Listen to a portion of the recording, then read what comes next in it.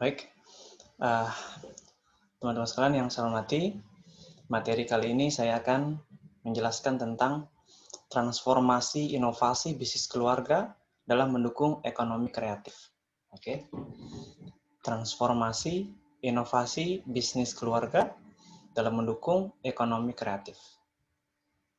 Penelitian ini telah dipublikasikan oleh Dedi Rianto Rahadi, dosen Fakultas Manajemen dan Bisnis Universitas Presiden.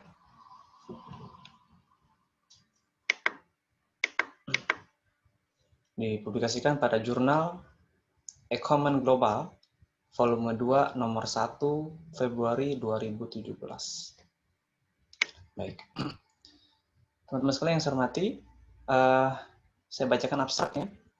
Perusahaan besar di Indonesia diawali dari bisnis keluarga. Dimulai dari bisnis kecil, kemudian dikelola secara profesional dan akhirnya menjadi menggurita dan besar. Kemudian, pengelolaan bisnis keluarga dapat dilakukan generasi pertama, kedua, dan seterusnya, atau gabungan dari profesional dan keluarga. Ya. Sektor UMKM merupakan sektor yang banyak dikelola oleh bisnis keluarga. Permasalahan yang muncul terhadap pengelolaan UMKM oleh keluarga sering tidak berjalan sesuai dengan harapan. Nah, jadi di sini Dedi Rianto Rahadi ingin menjelaskan bagaimana proses transformasi inovasi bisnis keluarga agar sejalan dengan ekonomi kreatif. Ya, mengingat inovasi mutlak dibutuhkan oleh bisnis apapun ya agar bisa menarik minat konsumen. Dengan adanya inovasi, maka produk yang diciptakan, maka jasa yang ditawarkan itu akan memiliki perbedaan, ya, akan memiliki keunikan tersendiri dibandingkan dengan produk sejenis. Nah, jadi inovasi ini sebagai salah satu kunci keberhasilan usaha utamanya dalam usaha keluarga, ya, dalam penelitian ini. Baik, kita lanjut penjelasannya.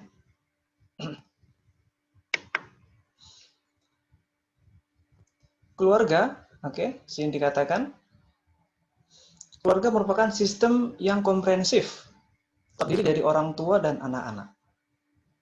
Kemudian berkembang menjadi generasi ke generasi, ya, dinamakan dengan keluarga besar. Nah, perusahaan keluarga tentunya memiliki ikatan garis keturunan baik dari pihak ayah, ya, ataupun dari pihak ibu. Nah, mereka lah yang mengelola selaku pemilik perusahaan, mengelola usahanya, ya, mengelola bisnisnya saat ini. Nah, jadi kita perhatikan bagaimana transformasi bisnis keluarga agar bisa sejalan dengan industri kreatif di Indonesia.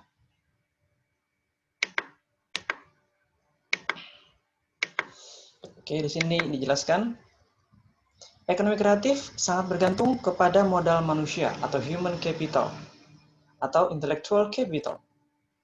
Ada juga yang menyebut sebagai creative capital.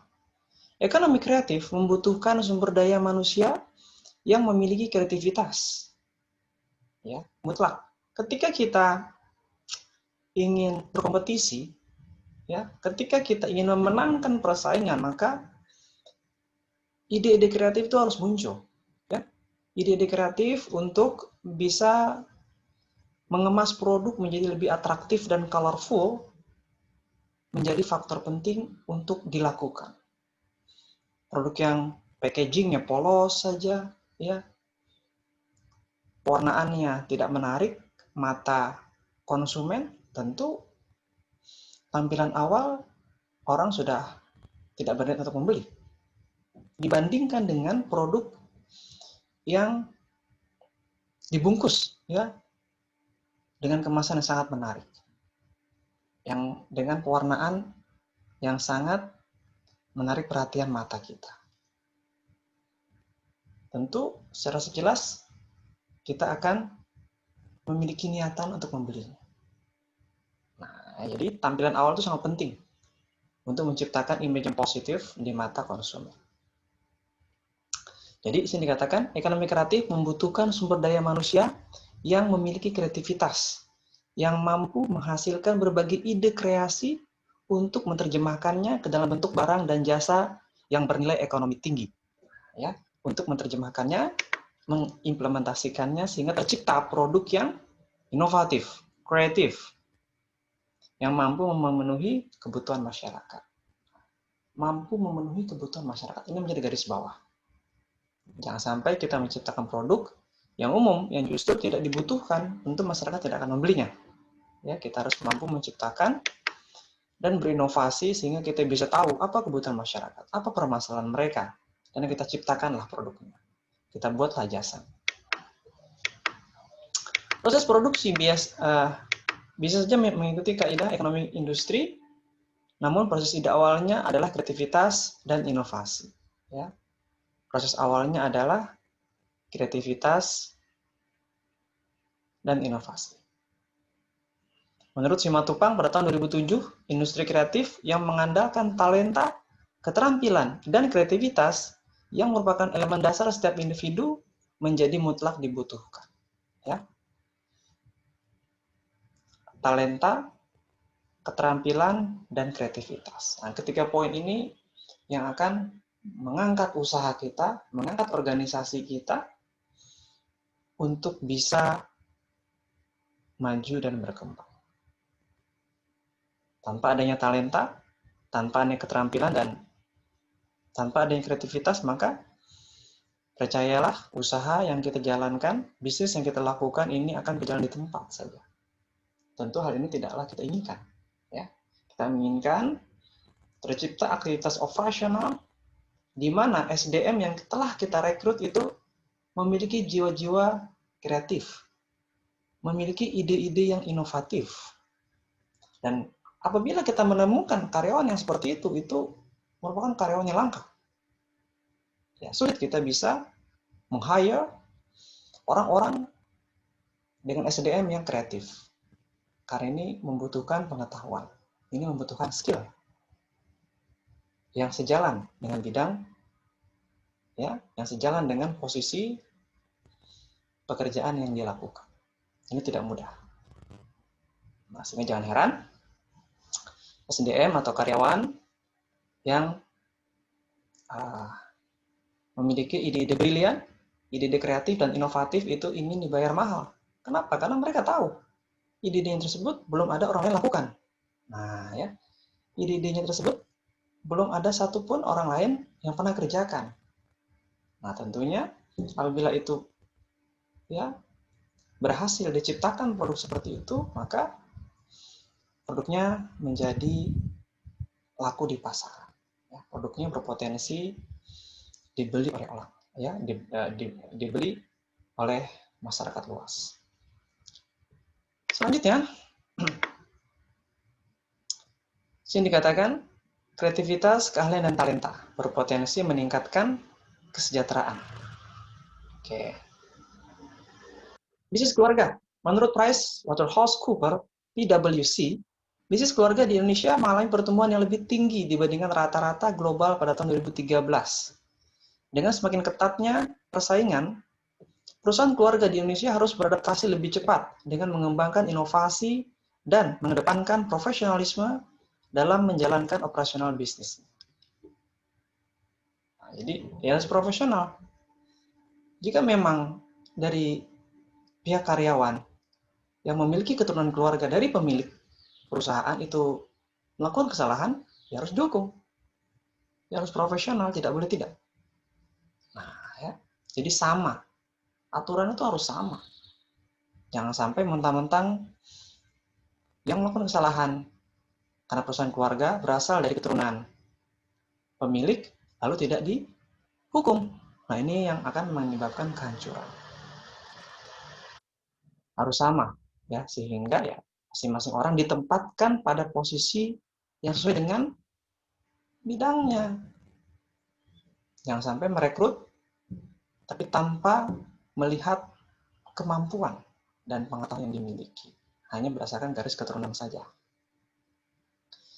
Bayangkan kalau merekrut orang yang tidak mengerti pengelolaan perusahaan. Apa yang terjadi? Ya, dia hanya berdasarkan garis keturunan saja. Tentu yang ada adalah kemunduran dan aset perusahaan akan dijual untuk menutupi hutang. Contoh perusahaan keluarga yang sukses seperti Mas Pion Group, Ciputra, Nyonya Menir, sudah muncul, ini sudah go public semuanya, Lipo. Ini ada perusahaan-perusahaan yang memang terus maju dan berkembang.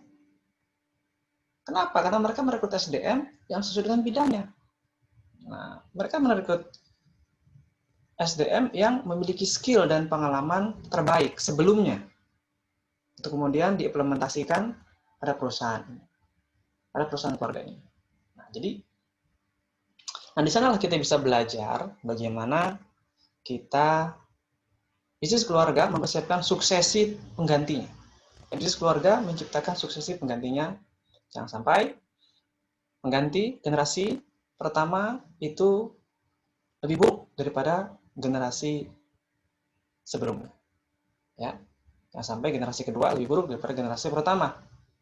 Atau apalagi ya generasi pertama yang sibuk membangun, generasi kedua menikmati, dan jangan sampai generasi ketiga justru yang menghancurkan dengan menjual aset-aset perusahaan untuk membayar hutang-hutang. Kemudian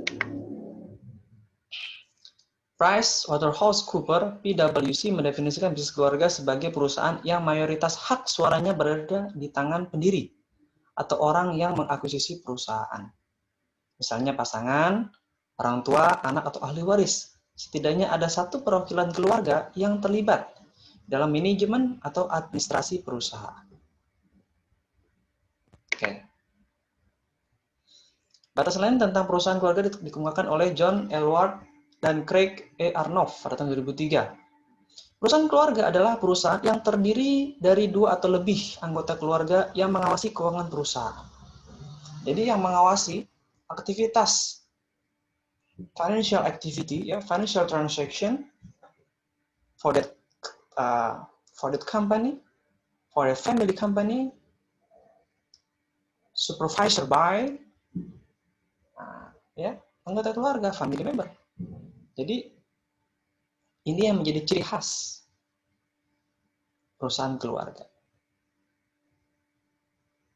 Sedangkan menurut Robert J. Donnelly pada tahun 2002 dalam bukunya The Family Business, suatu organisasi dinamakan perusahaan keluarga apabila paling sedikit ada keterlibatan 2 generasi dalam keluarga itu. Ya, paling sedikit ada keterlibatan 2 generasi pada keluarga itu. Jadi dapat disimpulkan bahwa bisnis keluarga merupakan usaha yang dikelola keluarga inti maupun generasi kedua, ketiga, dan seterusnya guna mendukung keberlangsungan usaha keluarga tersebut. Ya. Jadi itu ya pelajaran-pelajaran dasar yang bisa kita pahami dan mengerti tentang bisnis perusahaan keluarga. Tahun 2014, PricewaterhouseCoopers (PwC) melakukan survei mengenai bisnis keluarga di Indonesia. Hasil survei menunjukkan, lebih dari 95% perusahaan di Indonesia merupakan bisnis keluarga. Hasil survei juga menunjukkan bahwa 40.000 orang kaya di Indonesia atau sekitar 0,2% dari total populasi yang menjalankan bisnis keluarga. Wah, jadi 40.000 orang kaya menjalankan bisnis keluarga. Total kekayaan mereka mencapai 134 triliun atau menguasai 25% PDB Indonesia. Untuk perusahaan yang sudah go public, ya saham-sahamnya bisa dibeli oleh masyarakat umum, keluarga menguasai 25% saham perusahaan dan setidaknya ada 1 orang anggota keluarga menduduki jabatan di perusahaan tersebut. Itu data statistik tentang perusahaan keluarga di Indonesia. Selanjutnya, hasil survei juga memperlihatkan lebih dari 60% bisnis keluarga di Indonesia memiliki 2 hingga 3 generasi penerus. Wah, ya. Tentu ini sebuah prestasi ya. 60% tidak hanya generasi pertama saja, atau yang kedua, bahkan juga ada yang ketiga. Generasi penerus. Katakanlah kalau generasi pertama mengelola usaha selama 50 tahun, generasi kedua 50 tahun berarti sudah lebih dari 100 tahun ya usaha tersebut berjalan. Dengan mayoritas presidir 47%, direktur keuangan 23%. Nah, ini itu hasil survei yang mencerminkan gambaran secara statistik bagaimana perusahaan keluarga berkembang di Indonesia. Kemudian lebih dari 50% pelaku bisnis keluarga berencana mewariskan kepemilikan usahanya kepada keturunannya, namun tetap melibatkan profesional, dalam menjalankan operasional perusahaan. Nah ini, namun tetap melibatkan profesional dalam menjalankan aktivitas usahanya. Jangan sampai semata-mata hanya berdasarkan garis keturunan saja dengan mengabaikan